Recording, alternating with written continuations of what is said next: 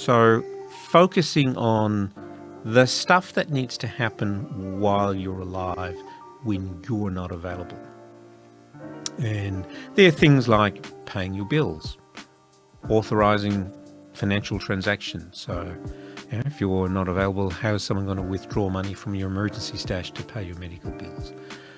How is somebody going to organize your living arrangements? If you need care, you need hospitalization, you need someone to look after you, how is someone going to arrange that?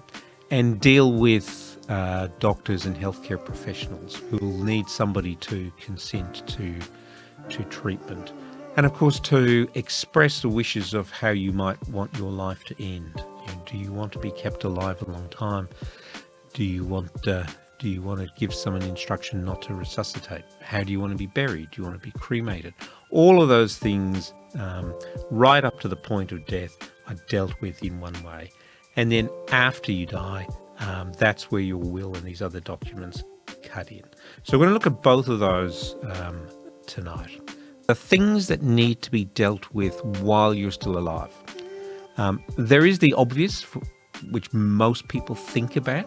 Certainly if you've ever been to a financial advisor, the thought of how do you deal with legal and financial matters when you can't?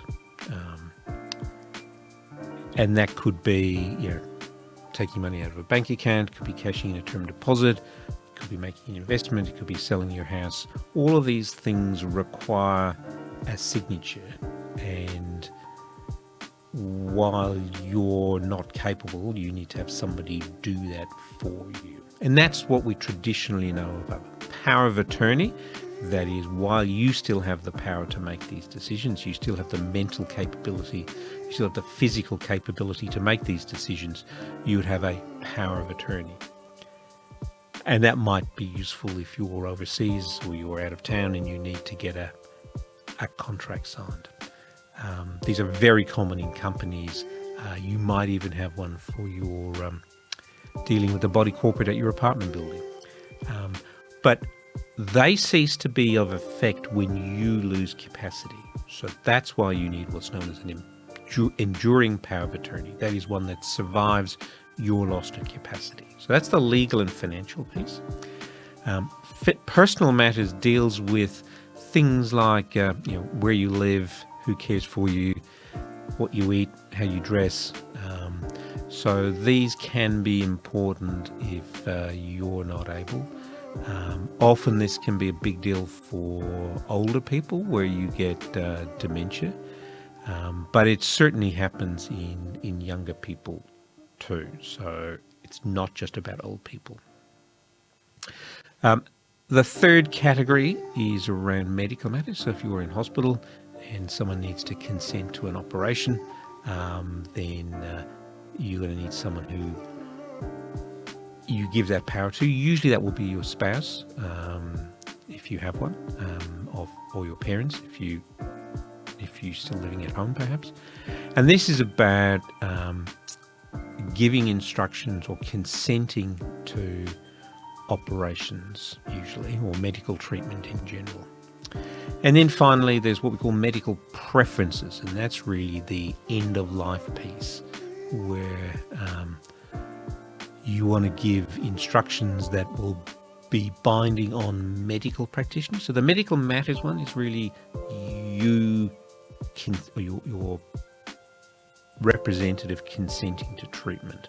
The medical preferences is largely about telling healthcare professionals what they can and can't do in terms of prolonging your life or particular treatments that you may or may not want to take. So these four types of activities are governed by a number of documents that are slightly different in each state.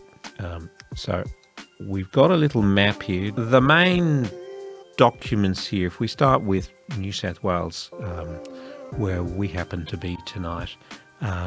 So the enduring power of attorney is the legal and financial stuff. That's pretty traditional, pretty straightforward. New South Wales has then got a document called an enduring guardianship, which deals with your personal things like your living arrangements and also your medical arrangements.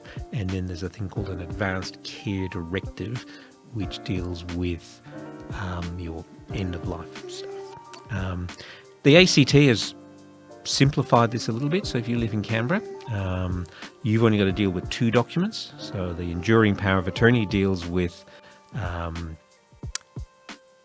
financial contracts, personal things, and medical. And then you've got a health direction form, which instructs health practitioners as to what they can and can't do. The Northern Territory, not many people live there, but it's got the simplest of all. There's just 1 document that deals with everything. South Australia has 2, Queensland has 2, and West Australia and Victoria each have 3. So in Victoria, it's an enduring power of attorney for personal and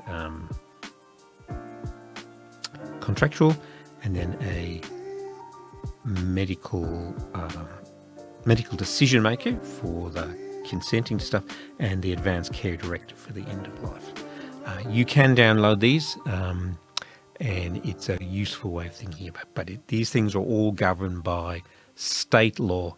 So the state that you reside in, the state or territory where you reside, is the key determinant. Most of these have very strict rules about how they need to be signed. Most need to be witnessed. So your lawyer will help you get this right.